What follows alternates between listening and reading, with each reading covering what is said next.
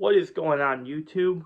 Welcome back to the channel. My name is Pete Logical. Today, we're gonna be taking a look at your friendly neighborhood Spider-Man episodes 3 through 5. Um, Now, last week I put out a video a couple days after the show came out. Basically, I wanted to do a review of it, but I wasn't sure about the vibes the show was giving off, so I didn't know if I would be able to commit long-term reviews for this show. However, some stuff went on behind the scenes, and a couple of videos I had planned for this week, one of which probably would be out right now. That had to get delayed by a week or so. So, I freed up the schedule a little bit, and now, as I said last night, I will be doing a review series of Your Friendly Neighborhood Spider-Man. So I am a lifetime Spider-Man fan, as most of you know by now. He's my favorite character of all time. And I've always been such a huge fan of him, and there's been like a running gag between me and a buddy, like I'm Spider-Man, so it's like, because my first name is obviously Peter, and my last name begins with a P, and the second letter of my last name is A, so that's as far as it goes with that comparison, but it's just funny nonetheless. So, yeah, all being said, let's get started. So these episodes, they did have some flaws in them for me. Mainly like the animation. It's good, don't get me wrong, but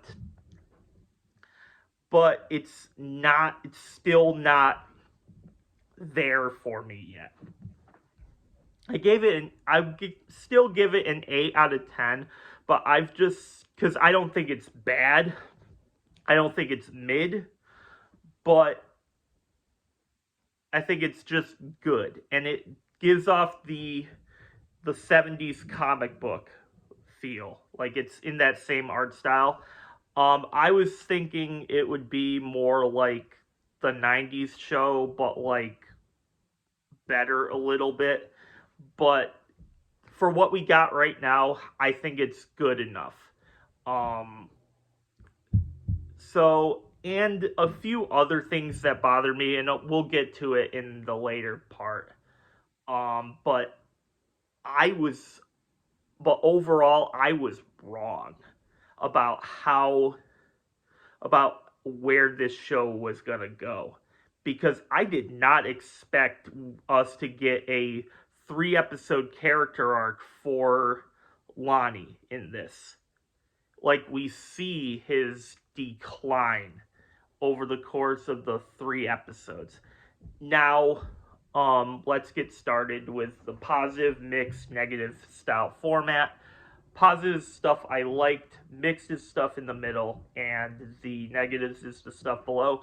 If what you heard so far is your alley, feel free to hit the like button and subscribe. I'd love to have you around in future videos. So yeah, let's get started. The first positive is the animation. It's good, not amazing. I just said that. Lonnie Lincoln, though. Lonnie Lincoln, when he was first introduced, I thought he was going to be this typical Peter Parker sidekick, like Harry Osborn, albeit a very good one in the Tobey Maguire universe. I don't know if he had one in the Andrew Garfield movies.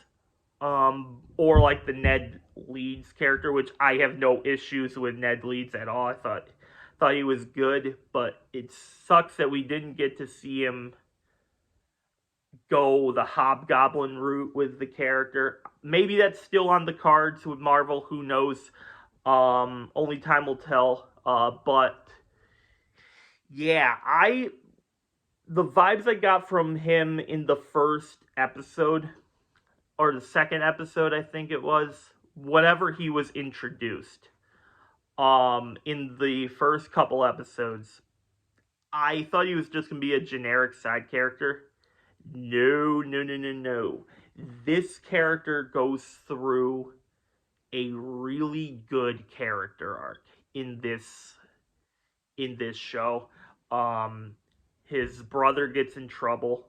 I'm not gonna spoil anything like that, but that's all I'll get to in that arc. His brother gets in trouble, and it gives him, and he gets himself involved with the wrong people, and then one thing leads to another, and you just see his. I'm not gonna call it a decline to like the dark side of the Spider-Man universe or something like that, but he is a villain in the comics, so we might be getting our first. He might be the big bad in this, and I will be on board with that if that happens. You can tell like his energy is kind of like mixed right now. He doesn't really know what to do, which could propel the series forward if they make this work. I think we could have something here for him. Now, in the last one, I said how the humor wasn't, it was okay. I had it in the mixed aspects. I found myself laughing a lot in in these couple episodes. So I think the humor is way better. I don't know if it's a case where these are the funniest episodes and they just will go back to being kind of mid going forward. I don't know if we have a scenario like that. However, I think they wrote these episodes well, and I think the humor works better in these episodes than it did in the previous. So next I gotta talk about Norman Osborn. Now,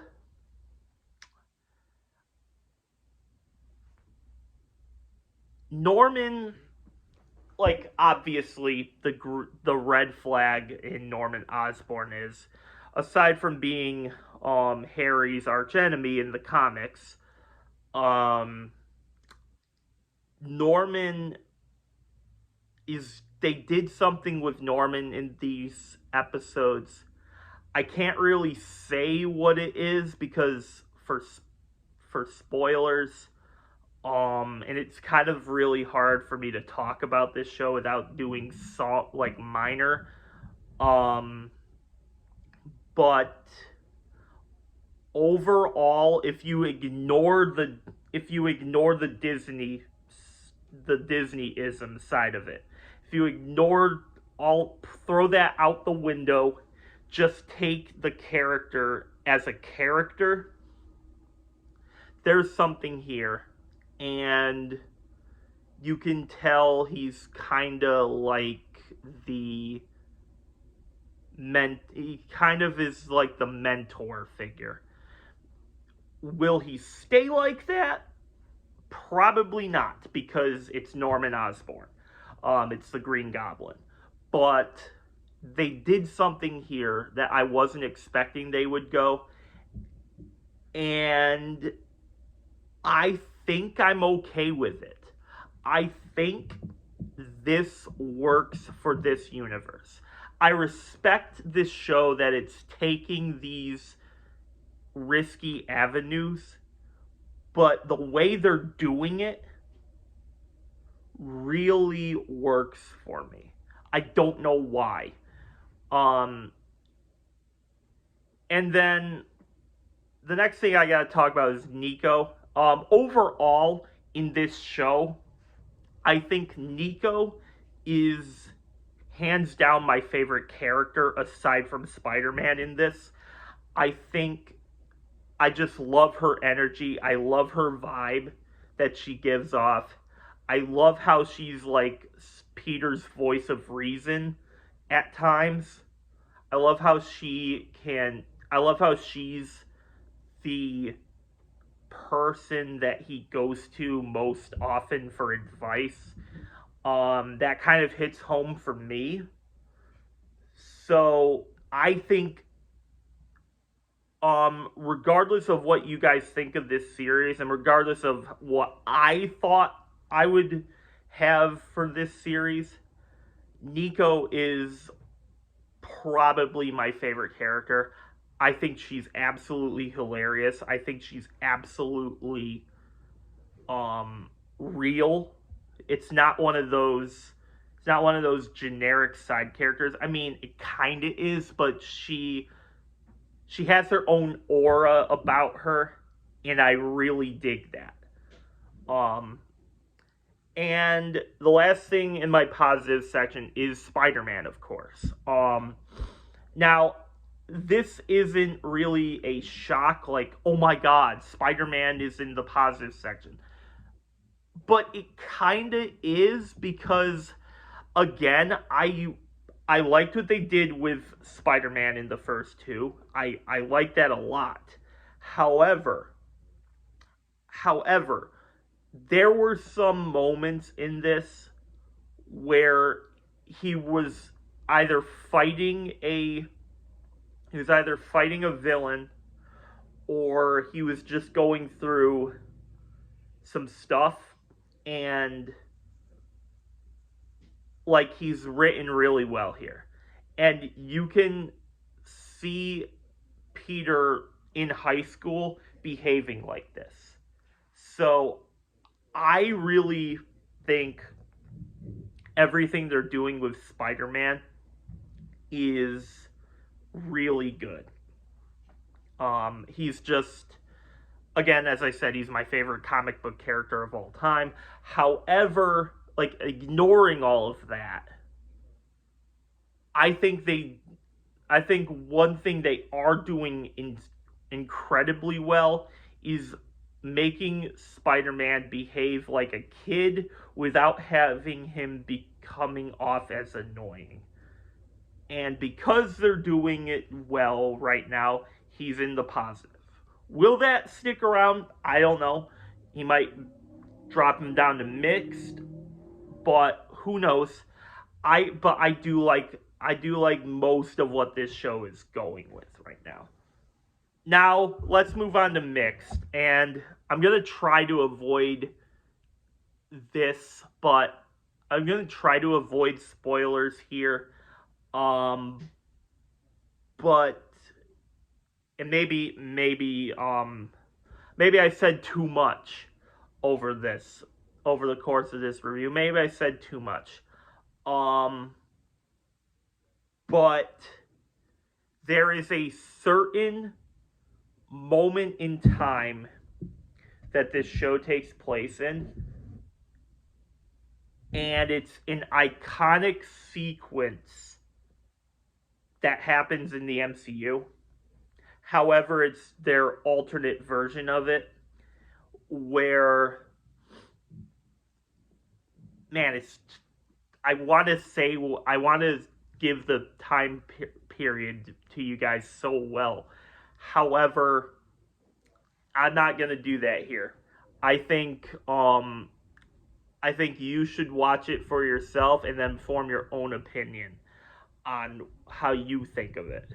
I won't tell you what it is, but I'm going to give you my thoughts on what I believe, on what I think of the time frame right now, it kind of annoys me. But I don't think that's necessarily a bad thing, and I'm not gonna say that there isn't a chance I could be won over if they do it right. But it is an iconic moment in this, and I just want them to steer away from the MCU. Like, I would prefer this be a Spider-Man show rather than an MCU Spider-Man show. I want them to do as few MCU things as possible with this story and just have it be his own show. And the time frame, while it makes sense for it, um I can't put it in the positive, because if I do, I'd be saying how I want everything to be a different and I know it's a different variation of the events that happen, because Spider-Man is here and not over there. But I just think they should steer away from the MCU and the sacred timeline with Spider-Man and just have it be a Spider-Man show. All right, now let's move on to the negative. Again, I'm gonna try to avoid spoilers when talking about this. Yeah. So, do you know how I said how Norman Osborn I like what they're doing with Norman, aside from the Disney-isms that I covered in the previous video, which I'm not gonna bring up again. Yeah. Harry, though, I don't know what it is. Maybe it's the story in this, but they're doing too much stuff that bothers me with Harry. No spoilers here, but I just feel like we've seen like peak Harry Osborn before. I think we've seen him done better in animation before. I think we've seen him done. I think whatever Disney has going for Harry Osborn right now, aside from the first interaction with Peter Parker, that's what I will say. Was I thought that was awesome, and it made sense for it. But for me, Harry Osborn was once a cool character that I held on a pedestal. Like, he's one of the best Sam Raimi characters, arguably the best aside from Tobey Maguire because of his character arc. But I feel like they turned him too goofy in this, and it almost makes him into a joke, and I don't really like that. However, he does have some funny moments with the suits that Spider-Man wears, and they kind of break the fourth wall a lot, and I love that. That is cool. However, he just does too much goofy humor, and that just bothers the crap out of me. Especially when we're talking about the son of Norman freaking Osborn. What are we doing, Disney? Like, I hope he goes on this massive journey that wins me back, right? I hope that happens. But I don't see it happening. I don't. Yeah. So, Harry Osborn, not my cup of tea in this. Alright. And the last thing I'm gonna talk about is the last thing I'm gonna talk about are the suits that Spider-Man is wearing. Um, it's kind of funny because the suits have been the topic of comic book comic book stuff a lot over the past couple months. Like the suit in Superman is polarizing with the DC fans. um the Fantastic Four, we got the suits that look a little different than how they were in the comics with the Fantastic Four, and certainly they're much different than any of the other live action stuff they did. Um, but these now aside from the last one that Spider-Man wears, that's all I will say about that in terms of like specific details. Aside from the last one, I think all of these suits are stupid. They look like, and my problem with them is they look like other characters. And they look too much like the other characters. And aside from the mask on one of them in specific, if you've seen the show, you probably know what I'm talking about. Aside from one, which there's a joke in that they use with it. Aside from that one, none of them like resemble Spider-Man at all. And that's it's even a stretch for me to say that, because even that one looked too much like another iconic superhero. Um they kind of break the fourth wall with all these suits. Like, they know it's stupid. They know they look stupid. So even the characters are thinking what we're thinking, which means the writers are thinking what we're thinking. And my question to you, to the writers, is, so why do it? Why have these here? And why not just give us the normal red and blue Spider-Man suit we're used to? You almost did it with the last one. If you just color that suit red instead of white,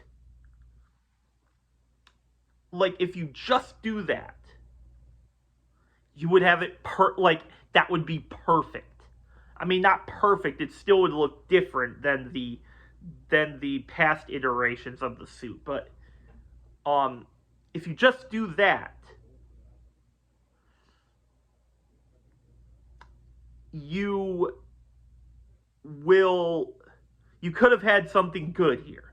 But you chose to go this route. And I'm not saying it looks terrible. It just, while I respect Disney for trying something new with the character, while I respect them trying to do something different, and overall, my excitement is way higher than it was before. I'll just get that out of the way. But aside from that, come on, just give us the normal red and blue Spider-Man suit we're used to. If you just do that, I don't think anyone would have an issue. And I don't think I would have an issue with that. Now, maybe they do. Maybe they go through a suit change. Who knows what will happen, but that's all I really got right now. Overall, my excitement level is higher than it was before.